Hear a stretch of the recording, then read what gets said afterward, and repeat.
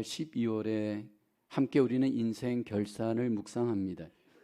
12월 주일마다 마태복음 25장에 소개되어지는 주님의 결산에 대한 세 가지의 비유 함께 나누고 있습니다. 첫 번째 우리가 나누었던 열 처녀의 비유 있습니다.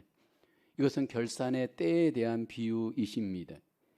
주님께서 우리를 결산할 때 그날과 그때 우리가 알지 못하는 그 때에 우리를 결산합니다. 그리고 우리를 향해서 깨어서 그 때를 준비하는 삶 살아야 할 것 말씀하셨습니다. 두 번째는 달란트의 비유를 우리에게 말씀하셨습니다. 결산의 때에 합당한 결산의 삶이 무엇인가? 주님께서 우리에게 주신 달란트로 충성스러운 삶을 살 것을 우리에게 말씀하셨습니다. 오늘 세 번째 비유, 양과 염소의 비유를 말씀하십니다. 오늘 결산에 있어서 이 비유를 통해서 주님이 우리에게 강조하고 우리에게 원하시는 그 주제는 과연 결산의 주님의 기준, 주인의 기준이 무엇인가라는 겁니다. 양과 염소의 비유를 통해서 주님께서 우리 인생을 결산하실 때 주님이 우리 결산의 기준으로 보시는 것 무엇인지 우리에게 비유로 말씀을 하십니다. 양과 염소는 서로 외모가 비슷한 동물입니다. 그런데 주님께서 이 비슷한 양과 염소를 통해서 우리에게 이 결산의 비유를 하시는 의도가 있습니다. 겉으로 보면 비슷한 동물이지만 사실은 실제로 보면 너무나도 다른 구별된 짐승입니다. 결산의 때 우리의 인생 주님 앞에 살아갈 때 겉으로 보면 다 비슷한 인생을 산 것 같지만 주님 앞에서 분명히 구별되어지는 양과 같은 인생, 염소와 같은 인생이 우리에게 있을 수 있기 때문입니다. 오늘 이 결산을 하시는 분은 바로 주님이신데 그 결산의 날이 심판의 때가 되어질 것 우리에게 말씀하시죠. 32, 33절에 보면 모든 민족을 그 앞에 모으고 각각 구분하기를 목자가 양과 염소를 구분하는 것 같이 하여 양은 그 오른편에 염소는 왼편에 두리라. 여기 모든 민족을 그 앞에 모으시는 분이 바로 예수님이십니다. 예수님께서 지금 인생을 결산하시고 이 땅을 떠나시면서 다시 오실 재림의 때를 우리에게 말씀하십니다. 왜 주님께서 다시 우리에게 오시느냐 하면 바로 우리의 인생을 결산하시기 위해 다시 오십니다. 그런데 주님께서 모든 민족을 모으고 우리를 결산하실 때 우리는 서로 잘 분별을 못하지만 주님은 우리를 각각 구분하시고 각각 양으로 염소로 분별하여 우리 각 사람을 주님께서 결산을 하십니다. 왜 주님께서 양과 염소의 비유를 하실까 우리는 생각해 볼 필요 있습니다. 서로 비슷한 특성이 있지만 너무나도 비슷하지만 비슷하지 않는 구별된 특성이 양과 염소에게 있기 때문입니다. 구약에 보면 양이라는 짐승은 하나님 앞에 제사를 드릴 때 하나님을 위해서 가장 사용되어졌던 짐승이 양입니다. 털 깎는 자 앞에서 가장 얌전하고 온순하고 자기의 유익을 내려놓고 하나님과 또 사람들을 위해서 사용되어지는 이타적인 동물 바로 양입니다. 자기보다 남을 위해 살아가는 이 양과 같은 사람 우리에게 있을 수 있는데 그 사람이 바로 오른편에 설 양인 것을 우리에게 알리죠. 염소는 어떤 특성의 짐승일까요? 양과 비슷하지만 굉장히 구별되는 짐승입니다. 굉장히 다툼이 있고 또 경쟁심이 강한 동물이 염소입니다. 목자를 가장 따르지 않고 고집을 피우고 자기 주장이 센 동물이 염소입니다. 또 이 공명심이 강하여서 위태로운 곳, 남들이 가지 않는 그곳에 혼자 올라가기를 좋아하는 동물이 염소입니다. 이와 같은 성도들이, 이와 같은 백성들이 있습니다. 이렇게 자기 공명심이 강하고 자기 고집이 세고 자기 중심적인 이런 염소 같은 인생을 사는 이들이 분명히 있을 수 있습니다. 주님께서는 결산의 때에 이제 양의 결산을 하시는 사람도 있고 염소 같은 결산을 하는 사람이 우리에게 있을 수 있음을 오늘 본문에서 말씀을 하십니다. 첫 번째로 하나님의 결산, 오른편에 양 같은 사람의 결산이 있습니다. 33절에 보면 양은 그 오른편에, 염소는 그 왼편에 두리라. 34절에 그때 임금이 그 오른편에 있는 자들에게 이르시되 라고 하죠. 마지막 결산의 때에 양의 위치는 오른편입니다. 성경에서는 항상 오른편을 영광의 위치, 영광의 편인 것을 말씀을 하십니다. 여기 양들은 오른편에 결산을 하는데 두 가지의 결산의 복을 오늘 본문에서 주님은 약속하죠. 첫째는 내 아버지께 복을 받을 자들이다 말씀을 합니다. 오른편에 양의 결산을 하는 이들에게 여기 하나님 아버지의 복을 받을 자들임임을 오늘 주님께서 말씀을 하십니다.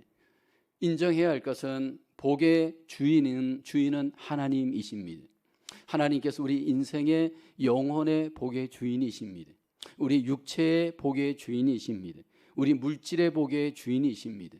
우리 관계의 복의 주인이십니다. 그리고 복의 주인이신 하나님이 그 복을 우리에게 공급하기를 기뻐하십니다. 이 땅에서도 자기 백성들에게 영혼의 복 또는 육체의 복 또는 물질의 복, 관계의 복, 모든 복을 하나님께서 임의로 우리에게 공급해 주십니다. 그런데 이 땅에서 누리는 우리의 삶의 복은 항상 부족합니다. 부족하기 때문에 항상 우리 속에 부족함의 인생이 있습니다. 그러나 때가 되어져 결산할 때에 오른편에 양의 위치에 있는 결산의 성도들에게 하나님께서 복의 근원이신 하나님께서 이제는 완전한 그 복의 결산을 누리도록 우리에게 공급을 해 주십니다. 인생 결산에 대한 하나님의 복의 약속은 요한계시록에 잘 우리에게 소개되어지고 있죠. 요한계시록 21장 4절을 말씀을 합니다. 모든 눈물을 그 눈에서 닦아주시니 다시는 사망이 없고 애통하는 것이나 곡하는 것이나 아픈 것이 다시 있지 아니하리니 처음 것들이 다 지나갔음이로라. 이제 이 세상에 처음 것들이 다 지나가고 모든 복의 주인이 되신 하나님이 친히 임재하셔서 우리에게 임마누엘의 하나님, 복의 하나님이 되어 주십니다. 그때 완전한 하나님의 복의 통치를 누리게 되어지는데 그 사람들이 바로 오른편에 양의 결산을 하는 자들입니다. 둘째는 창세로부터 예비된 나라를 상속받을 복을 약속합니다. 창세로부터 하나님은 이미 하나님의 나라에 대한 계획, 하나님 나라의 복을 이미 계획하시고 우리에게 허락하십니다. 예수님이 이 땅에 오셔서 이 땅에 궁극적으로 이루기를 원하였던 것은 하나님의 나라입니다. 여기 나라라는 것은 통치의 의미입니다. 이 땅에 하나님의 통치가 임하는 하나님의 나라를 예수 그리스도를 구원주로 믿는 자들마다 누리게 하십니다. 내 마음에 예수님을 구원주로 믿을 때 내 마음에 하나님이 들어와 나를 통치하심으로 이 땅에서 우리는 하나님의 나라의 복을 누립니다. 그러나 이 나라는 완전하지 못합니다. 이제 결산의 때에 하나님께서 친히 하나님의 나라를 우리가 누리게 하시는데 그 나라는 장소로서 우리가 누릴 하나님의 나라입니다. 지금은 통치의 하나님의 나라라면 이제는 완전한 장소로서 하나님의 나라, 하나님의 영광, 하나님의 놀라우신 은혜를 우리가 누리게 되어지는데 그때 우리가 존귀한 자로 인정과 누림을 경험하게 됩니다. 요한계시록 22장 5절에 보면 다시 밤이 없겠고 등불과 햇빛이 쓸데없으니 이는 주 하나님이 그들에게 빛이심이라 그들이 세세토록 왕노릇하리로다. 이제 이곳에서도 하나님이 우리에게 왕노릇하지만 아직 불완전한 하나님 나라입니다. 그러나 결산 때 자기 백성들이 누릴 그 하나님의 나라는 이제 완전한 하나님의 나라를 하나님이 누리도록 자기 백성들에게 오른편 양의 결산을 하는 자들에게 누리게 하십니다. 주님께서 지금 이 땅을 결산하고 떠나면서 이 땅에 남아있는 자기 제자들, 오늘 성도들에게 이 비유를 하시는 목적이 있습니다. 하나님의 백성들은 이 땅을 소망으로 삼는 자들이 아닙니다. 하나님의 백성들은 궁극적으로 하나님의 나라, 완전한 하나님의 나라를 소망으로 삼는 자들입니다. 예수님이 이 땅을 떠나지만 이제 다시 오셔서 그 나라가 우리에게 오게 되어지고 그 나라의 복을 우리가 누리게 되어질 겁니다.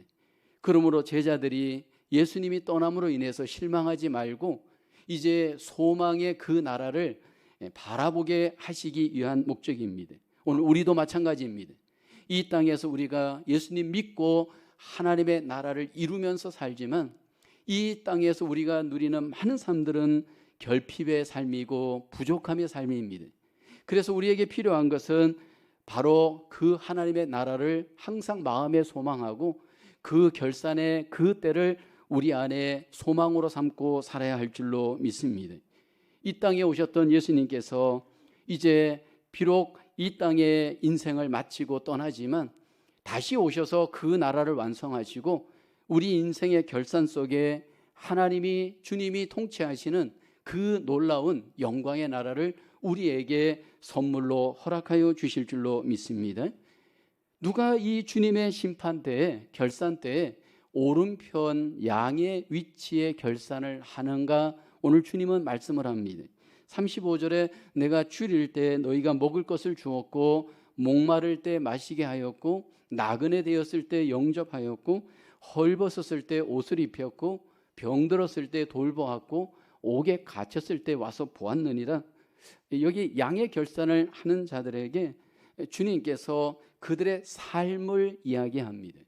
근데 양의 결산을 하는 자들의 삶을 보게 되어지면 주님께서 오늘 이 본문 속에 보면 특별히 동사에 대해서 우리에게 강조하죠. 주었고 마시게 하였고 영접하였고 입혔고 돌보았고 보았다, 그렇게 말씀을 합니다. 그러자 우리가 어느 때에 그렇게 행하였습니까? 오른편 양에 속한 자들이 질문을 합니다.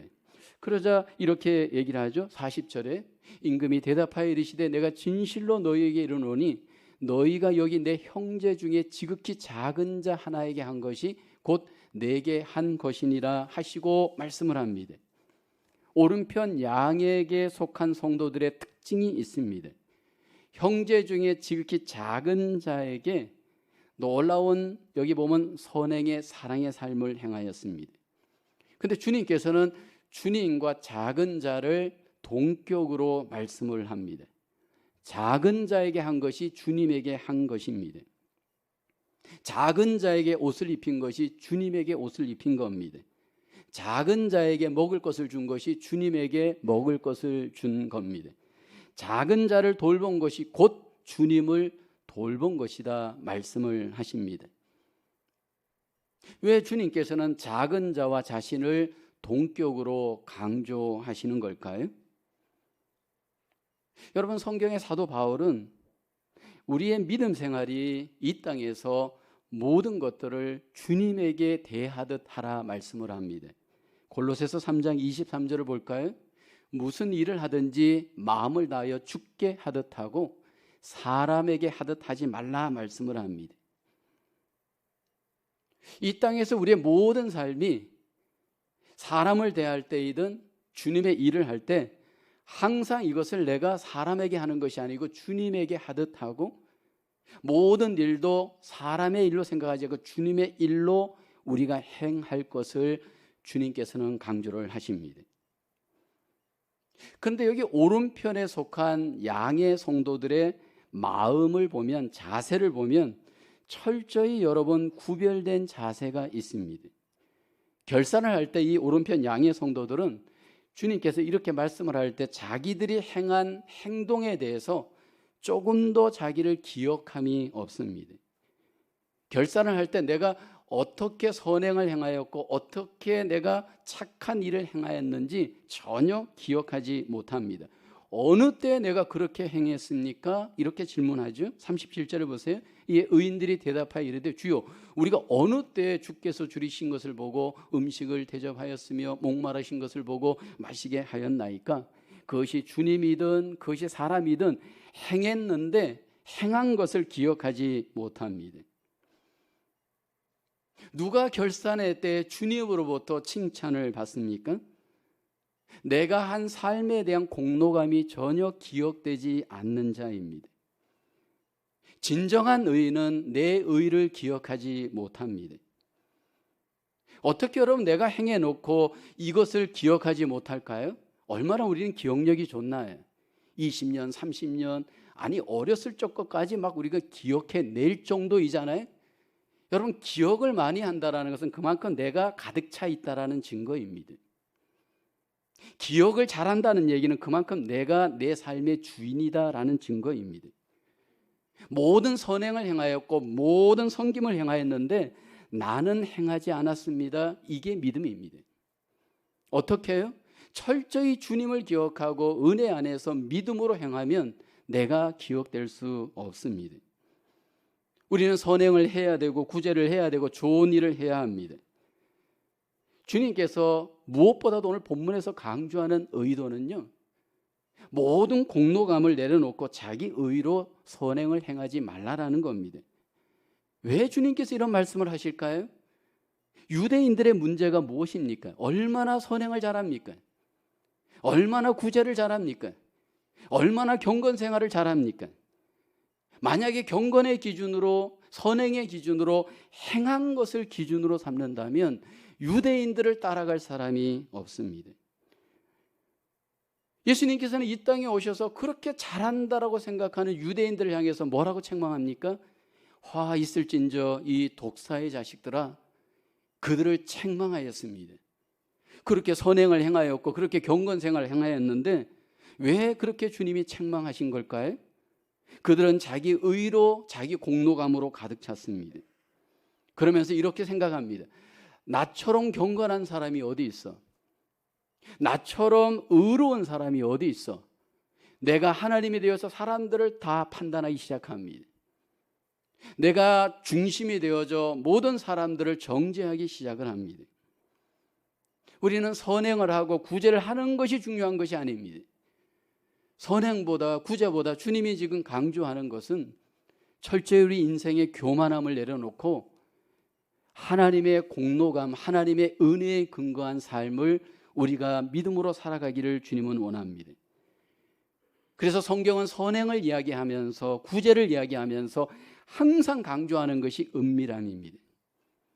이 땅에 오신 주님께서 우리에게 은밀하게 구제하라, 은밀하게 선행을 행하라 말씀을 합니다. 도대체 주님이 강조하시는 이 은밀함은 어떤 은밀함일까요?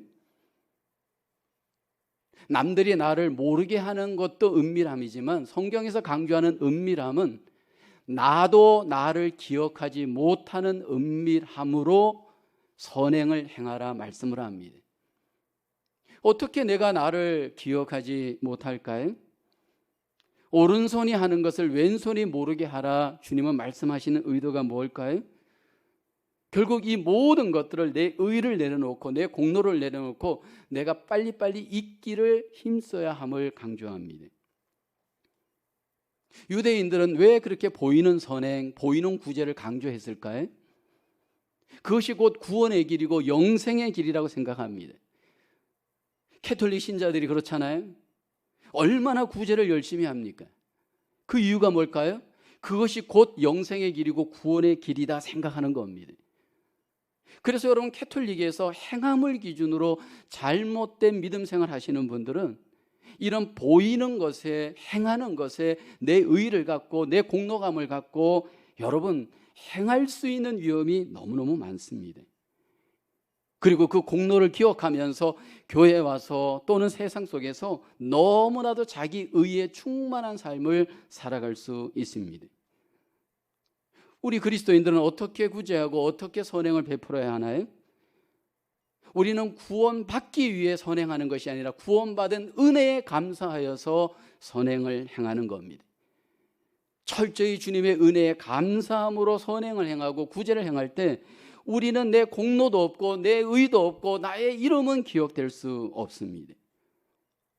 믿음 생활하면서 내 공로를 기억하는 분들은 철저하게 어떤 문제가 나타나느냐 하면 내가 교만하기 시작을 합니다. 사람이 시험에 들어갈 때 대부분 교만할 때 시험에 들어갑니다. 그 교만한 이유가 뭐냐면 내 행한 공로감이 나를 내 안에 채워져 있기 때문입니다. 많은 부모들이 자녀들한테 섭섭함을 가질 수 있습니다.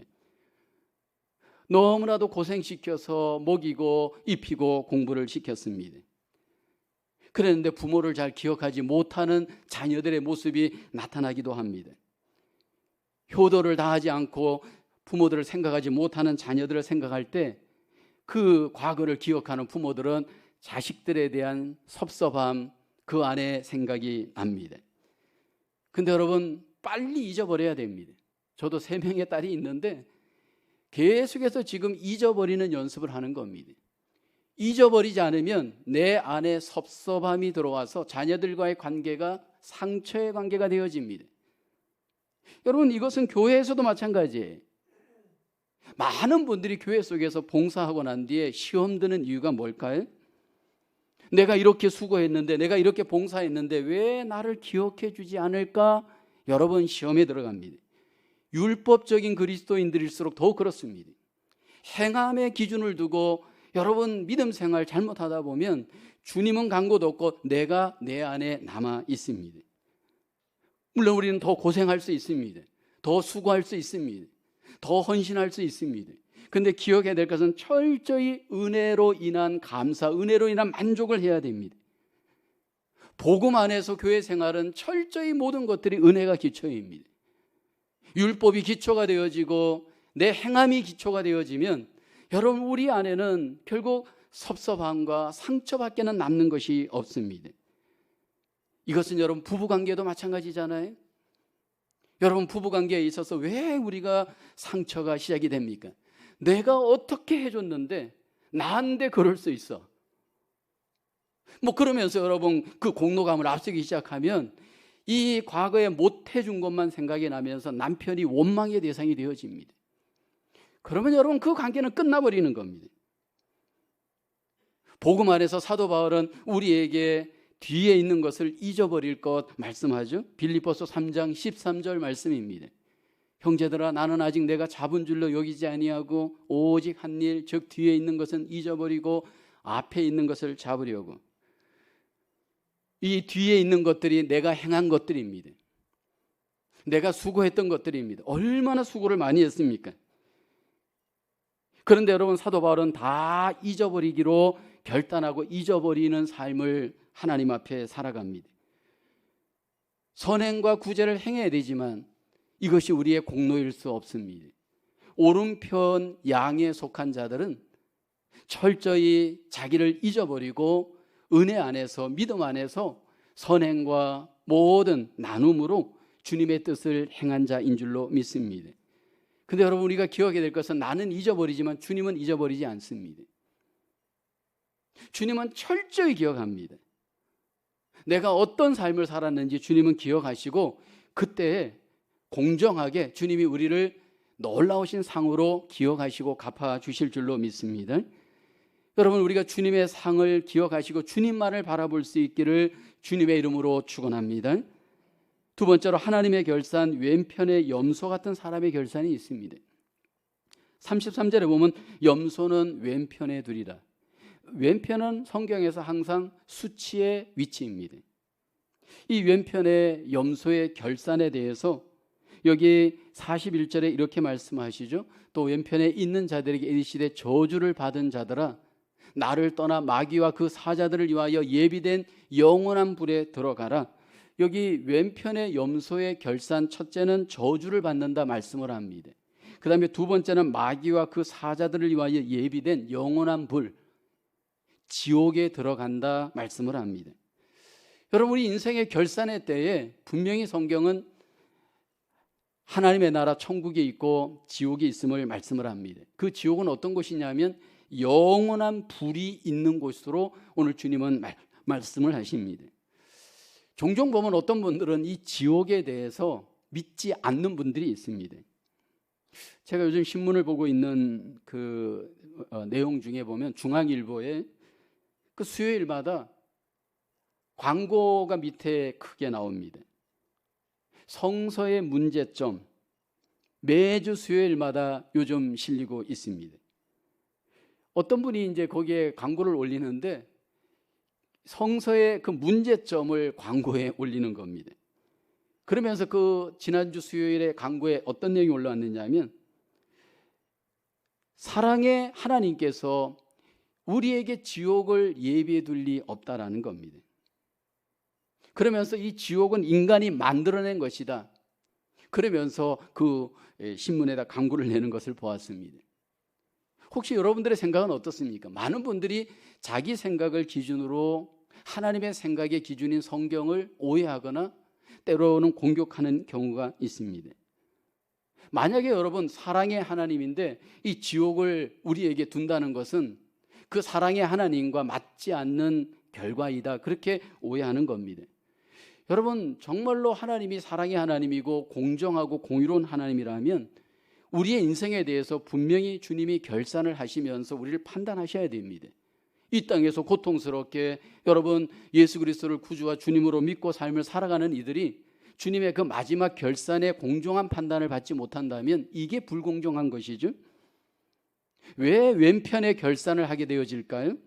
오늘 42절 43절에 보면 내가 추릴 때 너희가 먹을 것을 주지 아니하였고 목마를 때 마시게 하지 아니하였고 나그네 되었을 때 영접하지 아니하였고 헐벗었을 때 옷 입히지 아니하였고 병들었을 때 옥에 갇혔을 때 돌보지 아니하였다 말씀을 합니다. 여기 염소의 삶을 산 자들의 공통점 문제점이 뭐냐면 사랑의 삶이 없었다라는 겁니다.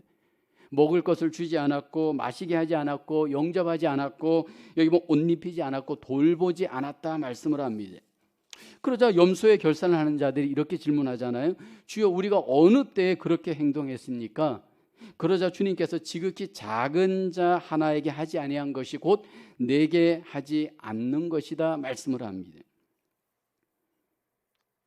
여기 왼편의 염소의 삶을 살았던 자의 가장 문제점은 나누고 베푸는 사랑의 삶이 없었습니다. 여러분, 우리의 사랑과 나눔을 가장 방해하는 죄, 장애물이 뭘까요? 그것은 바로 탐심입니다. 이 탐심은 모든 것들이 만족하지 못하고 더 쌓아두고 소유하려고 하는 욕심입니다. 이 탐심을 갖게 되는 이유는 또 이기심입니다. 자기중심적인 이기적인 삶을 사는 이 탐심, 사랑의 삶을 가장 방해하는 장애물입니다. 미국의 과거에 유명했던 부자 중에 록펠러가 있습니다.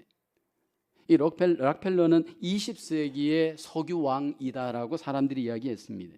1937년에 사망했는데 그때 재산이 14억 달러, 하나 기준으로 591조였다라고 합니다. 여러분, 그 정도면 정말 엄청난 부자 아닙니까? 근데 록펠러가 어느 날 신문 기자와 인터뷰를 하게 되었습니다. 한 기자가 호기심으로 록펠러에게 이렇게 질문을 했습니다. 당신은 당신의 현재 가진 모든 재산에 만족합니까? 어떻게 대답했을까요? 여러분, 그렇게 많은 재산을 가진 록펠러가 천만에요. 전혀 아닙니다. 만족하지 못하였습니다. 그래서 또 질문했습니다. 그러면 얼마를 더 가져야 만족하겠습니까? 록펠러가 대답합니다. 조금만 더 가지면 좋겠습니다. 여러분, 그게 사실 오늘 우리일 수도 있습니다. 저희 교회가 6년 전에 플러싱에서 사이오셋으로 이사 왔을 때 저를 비롯해서 모든 성도님들이 만족했습니다.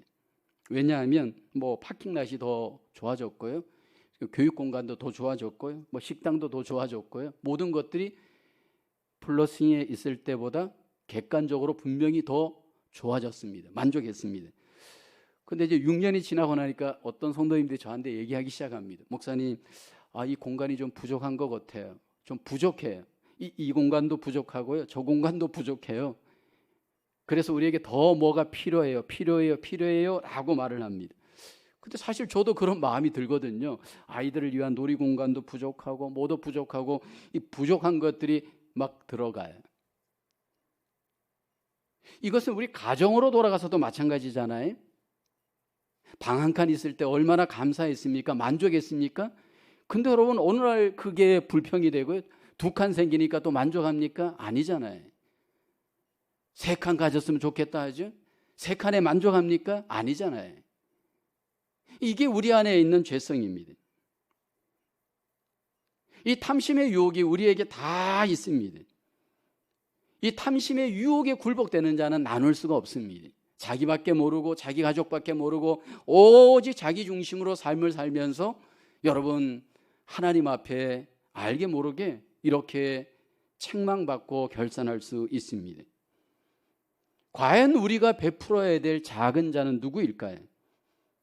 어느 날 주님 앞에 한 율법사가 찾아왔습니다. 어떻게 하는 것이 이웃을 사랑하는 겁니까? 그러자 주님께서 말씀을 하죠. 누가 내 이웃입니까? 라고 물을 때 어떤 선한 사마리아인의 비유를 합니다. 어떤 사람이 예루살렘에서 여리고로 가다가 강도를 만났습니다. 길가에 누워서 지금 막 죽어가는 정황입니다. 근데 어떤 제사장이 보고 그냥 지나가죠. 레위인도 보고 그냥 지나갑니다. 어떤 사마리아인이 그곳을 지나가다가 보고 피하여 가지 않고 직면하죠. 기름과 포도주로 그를 돌보아주고 상처를 싸매어주고 데려다가 대가를 지불하면서 그의 모든 상처를 치유해 줍니다. 여기 강도 만난 자가 우리의 약한 자일 수 있습니다. 무언가 어려움을 당한 이웃들이 우리들의 약한 자일 수 있습니다. 그 어려움 당한 이웃을 조건 없이 내 몸처럼 사랑하는 선행이 주님은 우리에게 있기를 원합니다. 여러분 성경의 하나님은 철저히 약자의 하나님이십니다. 그래서 구약의 이스라엘 백성들에게 약자에 대해서 배려하는 삶이 믿음의 삶인 것을 강조합니다. 레위기서 19장 9절 10절에 보면 너희가 너희의 땅에서 곡식을 거둘 때에는 너희 반 모퉁이까지 다 거두지 말고 내 떨어진 이삭도 줍지 말며 내 포도원의 열매를 다 따지 말며 내 포도원에 떨어진 열매도 줍지 말고 가난한 사람과 거류민을 위하여 버려두라. 나는 너희의 하나님 여호와이니라. 약자들을 위해서 일부러 추수할 때 먹을거리들을 내버려 두라 말합니다. 포도원에 포도가 떨어진 것을 줍지 말라 말씀을 합니다. 이스라엘 백성들에게 철저한 사회 정의를 주님은 강조합니다. 그런데 그것이 바로 실천해야 될 사람이 누구냐? 바로 너희라는 겁니다. 이스라엘 백성들이 약자가 아니다라는 겁니다. 너희는 이제 강자로서 강자의 삶을 이웃을 위해 살아가야 할 것을 말씀을 하십니다. 왜 이스라엘 백성들이 약자가 아니고 강자일까요? 레위기서 19장 33, 34절에 주님이 말씀을 합니다. 거류민이 너희의 땅에 거류하여 함께 있거든 너희는 그를 학대하지 말고 너희와 함께 있는 거류민을 너희 중에서 나은 자같이 여기며 자기같이 사랑하라. 너희도 애굽 땅에서 거류민이 되었었느니라. 나는 너희의 하나님 여호와이니라. 이스라엘은 이제 하나님이 아버지인 자녀입니다. 하나님이 구원하여 주었고 인도하여 주었고 보호하여 주었고 복을 주는 백성입니다. 과거에는 너희가 애굽에서 약자의 삶을 살았지만 이제 가나안에서 너희의 삶은 강자의 삶을 이웃을 위해 하나님을 위해 살아가야 합니다. 오늘 여러분 그 이스라엘이 우리의 많은 경우에 그리스도인들이 나를 약자로 생각하는 경우가 많습니다. 하나님이 우리를 이미 구원하셔서 하나님이 우리에게 복을 주시고 우리에게 은혜를 주시고 이 땅에서 우리에게 강자로서 삶을 살기를 원하십니다. 내가 받은 것들이 전부 하나님이 주신 것들입니다. 나에게 있는 생명, 나에게 있는 물질, 나에게 있는 지식, 나에게 있는 달란트, 나에게 있는 모든 것들이 왜 하나님이 우리에게 주셨느냐 하면 너 잘 먹고 잘 입고 잘 살라고 주신 게 아니에요. 만약 교회 생활, 믿음 생활을 이기적으로 한다면 이것은 강자의 모습이 아니에요. 강자란 나누는 자예요. 강자란 베푸는 자예요. 강자란 이웃을 위해서 베풀 줄 알고 나눌 줄 아는 자가 진정한 강자예요. 근데 여러분 이 부분을 하나님은 우리에게 이제는 명령하십니다. 이제는 약자를 품고 살아야 됩니다. 약한 자를 배려하고 섬기고 나누는 삶이 바로 우리 그리스도인들의 삶인 줄로 믿습니다. 왼편에 있는 자는 약자를 배려하지 않고 섬기지 않고 자기중심적으로 탐심에 매여서 삶을 살았던 자입니다. 우리 모두는 시간의 지배를 받고 살아갑니다. 한 해가 이제 드디어 12월에 왔고 결산을 하잖아요. 언젠가는 우리의 인생의 시간을 다 마치고 주님 앞에 서는 결산의 때가 우리에게 있을 겁니다. 그 결산의 때 우리는 주님으로부터 오른편인지 왼편인지 분명히 결산할 그 시간이 우리에게 올 겁니다. 그때 우리에게 정말 준비된 삶은 주님의 기준으로 여기에서 준비하며 삶을 사는 겁니다. 주님의 기준은 무엇일까요? 내 의의를 내려놓고 내 공로감을 내려놓고 주님이 주신 은혜와 선물들을 이웃을 위해, 어려운 자를 위해, 약한 자를 위해 베풀고 나누고 사랑을 실천하며 이 땅에서 살아야 할 것을 말씀을 하십니다. 우리 모두가 다시 한번 주님 앞에 결산의 자리에서 칭찬과 인정을 받으며 주님의 놀라운 상을 공급받는 저와 여러분의 삶으로 하나님 앞에 승리하기를 주님의 이름으로 축원합니다. 기도하겠습니다. 우리의 생사화복의 주인 되신 은혜가 풍성하신 하나님, 우리에게 놀라우신 구원의 선물, 하늘의 신령한 선물, 땅에 기름진 선물들 우리에게 공급하여 주시고 우리에게 풍성하게 복으로 주심을 감사합니다. 이제 남은 생에 받은 은혜, 받은 복들 이웃들과 나누며 하나님이 기뻐하시는 아름다운 실천의 삶, 선행의 삶, 사랑의 삶으로 하나님 앞에 살아가는 저희들 되게 도와주시옵소서. 남은 생에 더욱더 약자들을 배려하고 섬기고 그들을 돕는 하나님이 기뻐하시는 믿음의 삶, 사랑의 삶으로 주님 앞에 갔을 때 잘했다 칭찬받는 하나님의 귀한 백성들로 승리할 수 있도록 하나님 은혜 베풀어 주시옵소서. 모든 것을 주님께 감사하고 예수님의 이름으로 기도하옵나이다. 아멘.